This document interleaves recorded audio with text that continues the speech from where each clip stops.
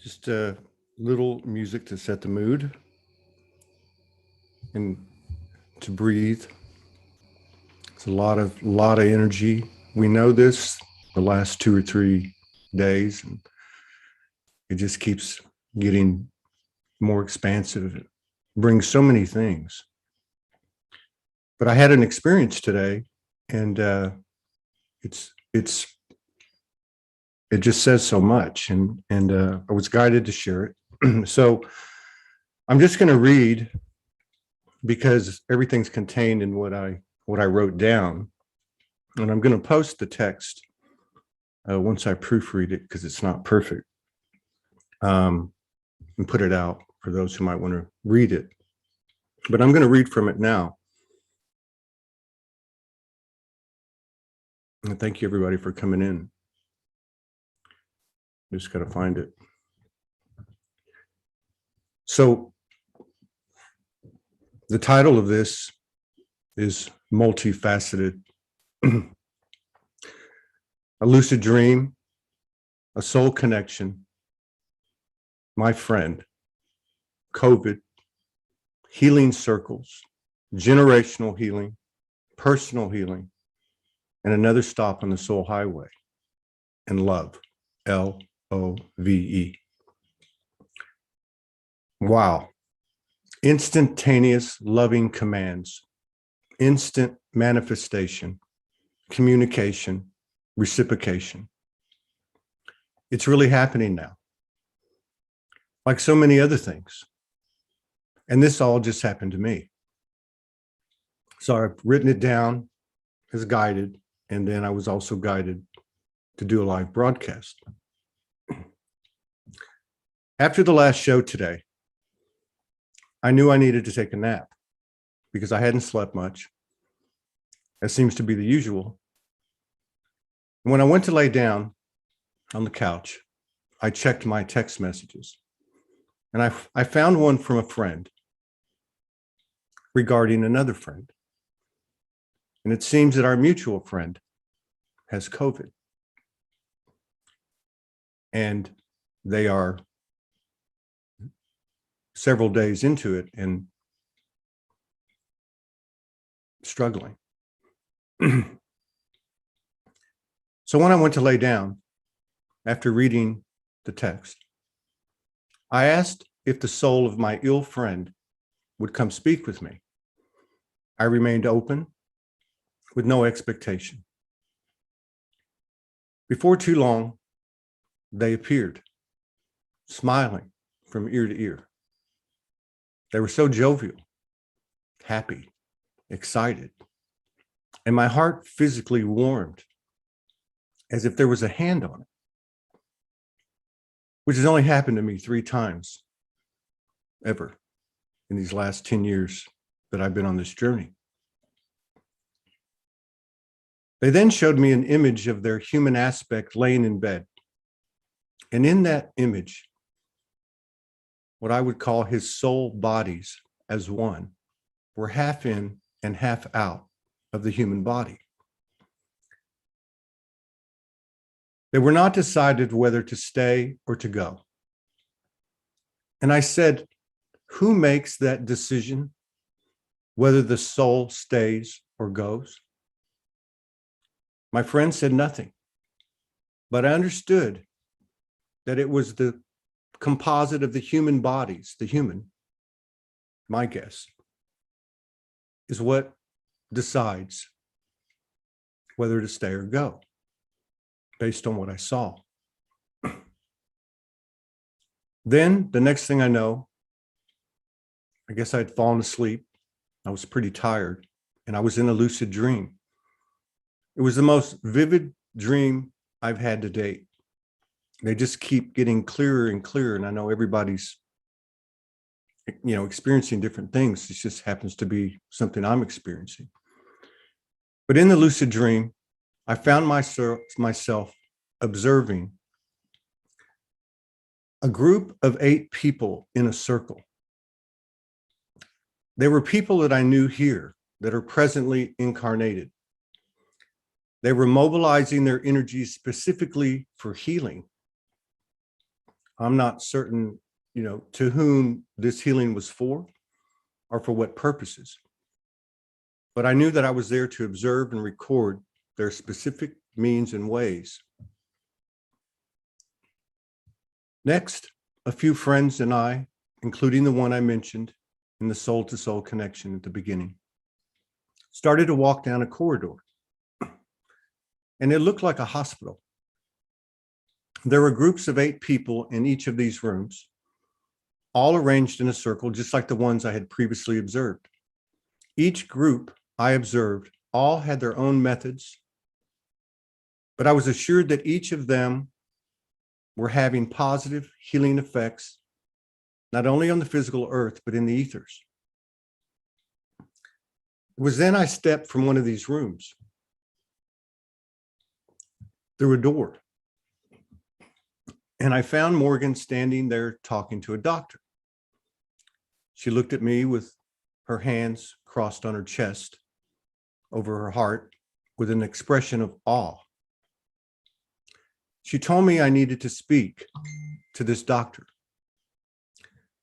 Then she placed her hands over her face, turned and walked through another door leading out to another room. And I could see tears flowing down her face and hands. I turned to the doctor, and he was young and handsome, very kind eyes and aura. And he said to me, "How did you do it?" And I said, "What?" He went on to explain that he'd run tests on me, that Morgan had brought samples to him, and that the tests revealed, quote, "a very nasty case of COVID gone mad." Then he asked me again, what did I do to cure myself? So I began to tell him exactly how last week went. I told him of the loving attention from so many and from her.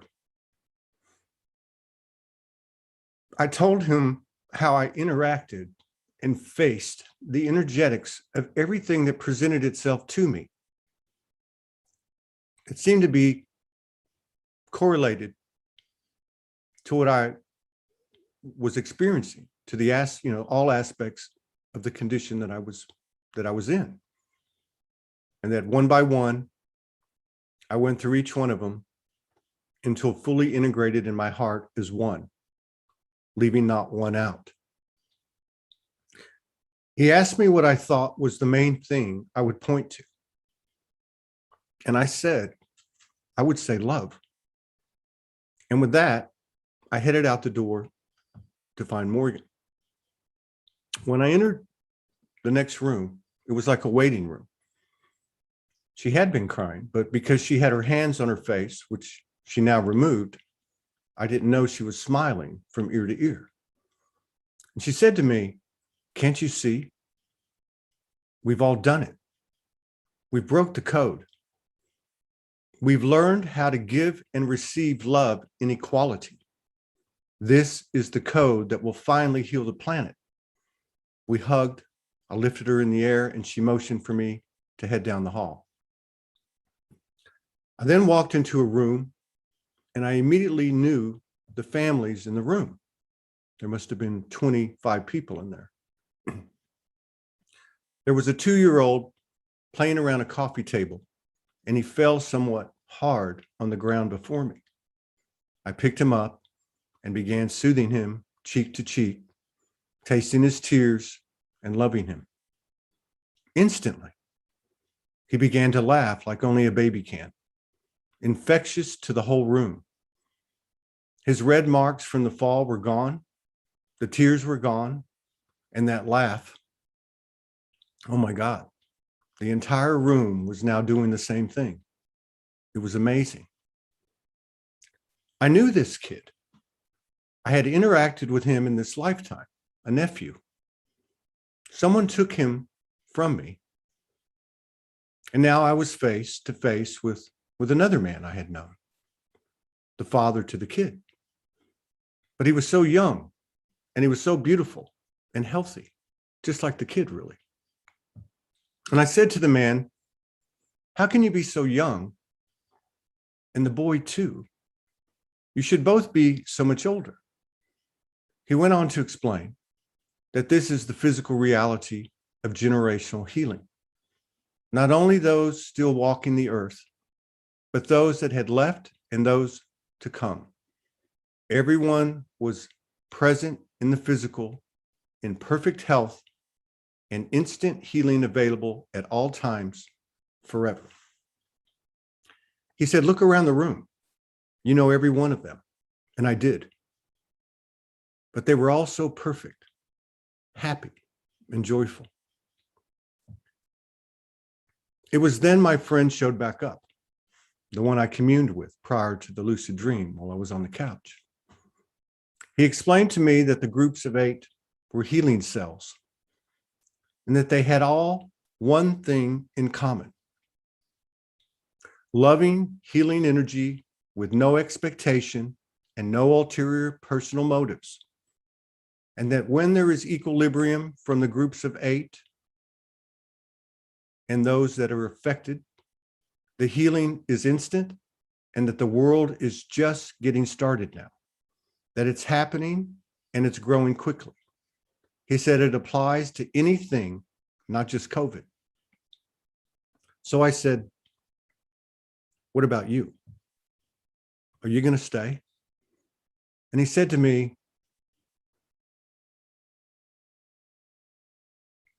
with a big, beautiful smile, the same one from the earlier soul-to-soul connection. He said, "I don't know yet. I haven't decided." And he chuckled. And his eyes sparkled this beautiful silver. And then I woke up. And I laid on the couch, taking it all in. And I said aloud, "Thank you." It was then I heard a thud. Instantly, I knew someone was there. It was my soul in the room. I turned my head to look over the direction of the thud, and I saw a brilliant silvery light, just like my friend's eyes. It was then I saw lights from a passing car come through the window. And in that foot in both worlds, I knew that and understood it was another soul going down the soul highway, and that the earth is a stop of an infinite number of stops. And then there was another car and another car. Several cars went by. And I don't have that type of traffic on my street.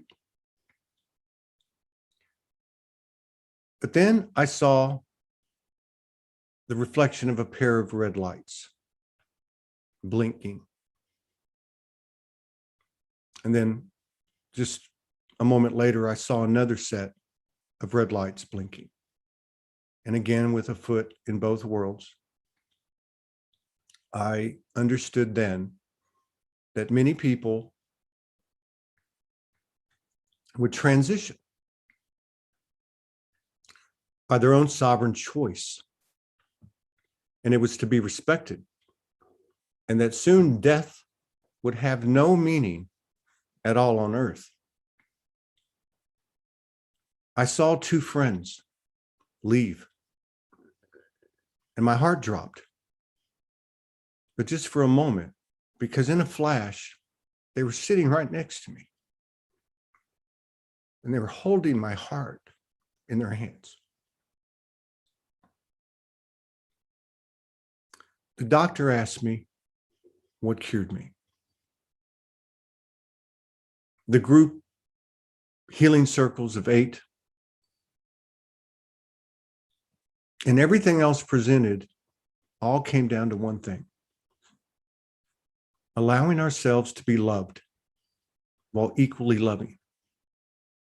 Our hearts are the 0-point field.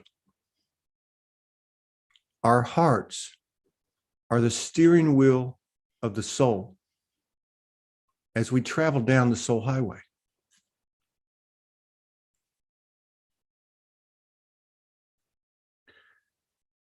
And that's what happened today.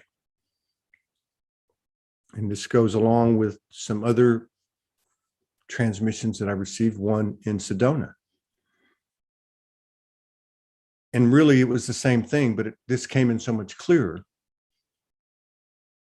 And it basically was what that whole thing was about. To be able to give and receive love in equilibrium, to accept love, and to give love in a genuine fashion. And that's what will finally and has finally come to heal this beautiful realm, this beautiful planet. I know I've done enough broadcasts to know it's not the words, it's the heart. It's not the topic, it's the heart. It's what the intention of the heart is. And now, as we've become immersed in this expanded field of consciousness, we're understanding that every projection, every single thing is coming from the heart. And from a human-only perspective, from a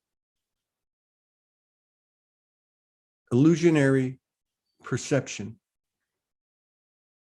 it doesn't look that way.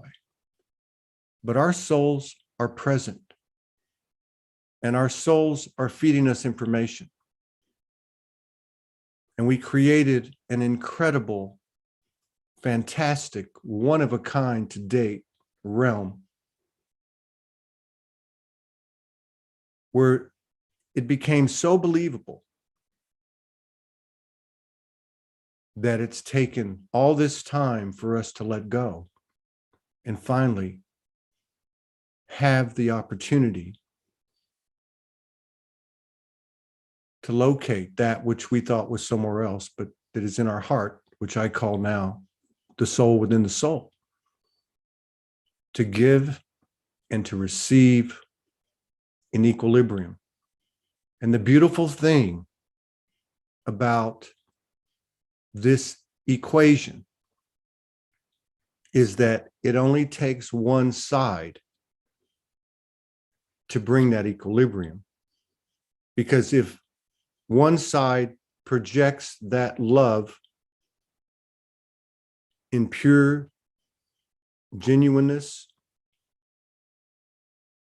then it can't be stopped. It can't be impeded or diminished.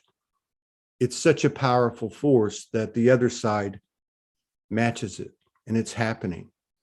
So there's got to be some truth to the fact that both are true. We heal ourselves, but we heal each other. One can't happen without the other. And again, I've done enough of these to know that it's not going to be my words or the words on a video that anyone does. It's the heart frequency. It's the soul within the soul. And that's why so many people are stepping up to express themselves now and getting past the point of embarrassment and self-consciousness. So I, again, as I do often, encourage everybody in your own way, whether it's with one person, 10 people, or on a live with whoever, just bring yourself.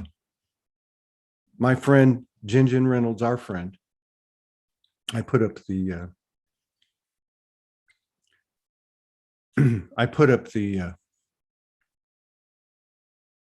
the announcement for this, and she wrote on there some words, and she said, for some reason, I'm going to listen to this. I just want to be human. And that's really, I think, where we're at now, but not the human that's handicapped by the illusionary perception of what the experience has been. The human that is the heart, that represents the heart, the soul within the soul in this realm, that is the steering wheel of our soul on this soul highway, this 0-point field that is located in our hearts, the soul within the soul. I hope this helps you. I love you all. And I know that we all love each other. And if all we got to do is love, that old saying of no one can do it for you, no one can save you, no one. What has been the hardest thing to do as we went through our shadow work and all the different things? What do we find? To love and to be loved. It's not corny. It's not a cliche. It's the truth. We are made in the image, and that which we are made from just loves. And that's all we got to do. Just love, no matter what comes down the road. Endless gratitude, love, honor, reverence, respect, all blessings to you and yours. Thank you for joining me. I'll see you later. Peace.